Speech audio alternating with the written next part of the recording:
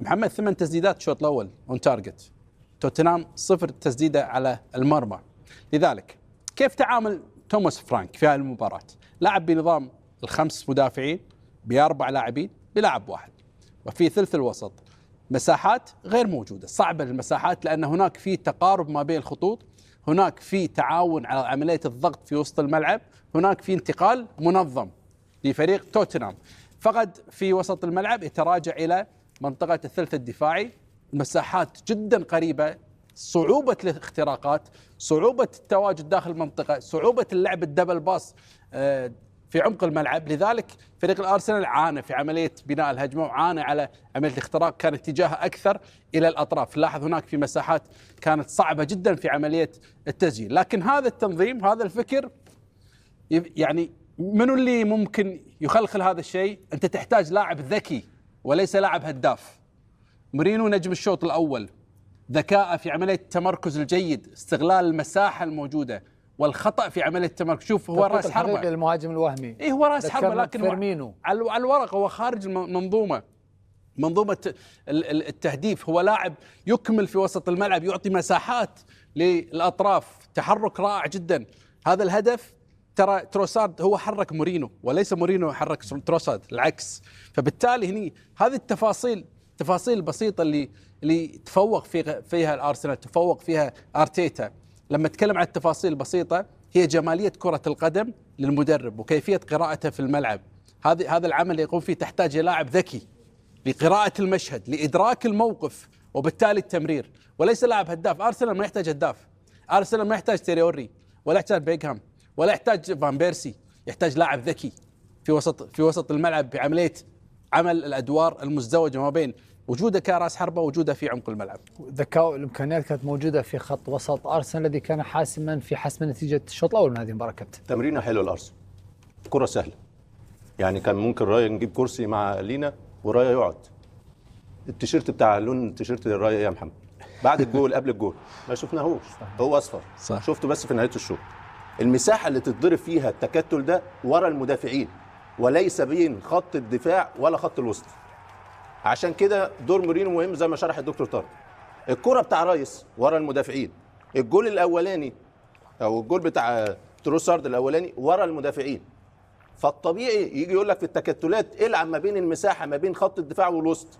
لا، ارسنال عمل الصعب، ارسنال ضرب المساحه لاقل اللي ما بين حارس المرمى وخط الدفاع، لانه لعيبه عفاريت مهريين بتوع مساحات ضيقه، بتوع رؤيه صح وربط صح وفكر صح. عشان كده شفنا تمرينه حلوه، شوطه حلوه. الاكس جي بتاع توتنهام 0، الاون تارجت 0، البيج تشانس 0، لان ده فرقه بتلعب لنفسها، تلعب لوحدها. استحواذ اكتر من 68%، لعب فعال وايجابي، والكوره بتاعت جوده. طالما جودتك اعلى هي اللي بتديك السيطره وبتديك الترجمه بتاع الفرص. هنا عمق الملعب لو لعيب تاني يستعجل عليها، انما ايزي هو ايزي وهادي، فبياخد المساحه ويخش على منطقه الجزاء ويروح مسدد التسديدتين. فشوط مثالي، والكره سهله يا جدعان، مش بتاعت عقد ولا بتاعت كيمياء. فارتيتا وارسنال يقول لك الكره بتاع اللعيبه المهاريه، بتاع الدماغ، مش بتاع التكتلات ولا التحفظات ولا ال5-4-1. الكره اسهل من كده بكتير. اهلا بكم مره اخرى بين سبورتس في قنواتها. في حسابات التواصل الاجتماعي مختلفه كانت قدمت هدفا وتساءلت عن صاحب الهدف الذي اخفي في هذا الفيديو. هذا هو الهدف في واحد من ديربيات شمال لندن السابقه في ملعب توتنهام. هنا الهدف ايام ارسن فينجر في وايت هارت لين، اخفي اللاعب الذي سجل الهدف، وكان تساؤل من صاحب هذا الهدف. عارفين انتم يا شباب ولا لا؟ انا قلت لك قبل الهوا. انت جاوبت صح. عرفت من التكنيك ومن الجري. ها يا راجل، هذا هدف مره ثانيه. الرقم صعب، رقم رامسي صعب. هدف من ارون رامسي، هو صاحب الهدف. السؤال طرح هذا الخميس، سالت الشباب لو في جائزه ولا ما حد يعرف، فواحد اقترح لنا سنيكرز من عصام الشوالي. كرتون كرتون سنيكرز، كرتون شحن. حط عنوانه، يحط عنوانك بس. طيب انت مش وانت مش معايا. المشكله هو جوعان على طول. طيب نترك هدف رامسي الى الشوط الثاني. ماذا ننتظر؟ هناك ردة فعل منتظره من توتنهام فرقه ميته يا كابتن. فرقه ميته يا كابتن محمد. لازم يغير بقى النظام اللي هينزل تشافي. سيمونز موجود، عنده صرف نص الملعب، عنده جونسون، عنده تيل.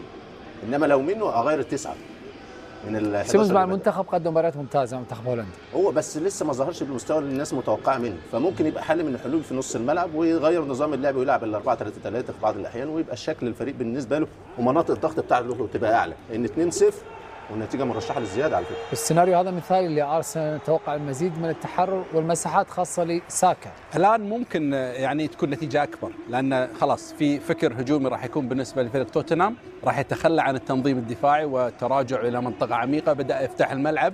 راح تكون في مباراه مختلفه الشوط الثاني، مختلفه للطرفين، قد تزيد النتيجه للارسنال، قد يسجل فريق توتنهام، تبدا عمليه التعامل مع المباراة في التغييرات ومتى إجراء التغييرات. لكن بكل تأكيد جودة الأرسنال أفضل، خطورة الأرسنال كانت أكثر في الشوط الأول، الاستقرار والانضباط في فريق الأرسنال سوف يكون أكثر من خلال الشوط الثاني. شكرا دكتور طارق محمد. مرة أخرى إلى عام مشاهدينا الأعزاء، والشوط الثاني من هذه القمة في ملعب الإمارات.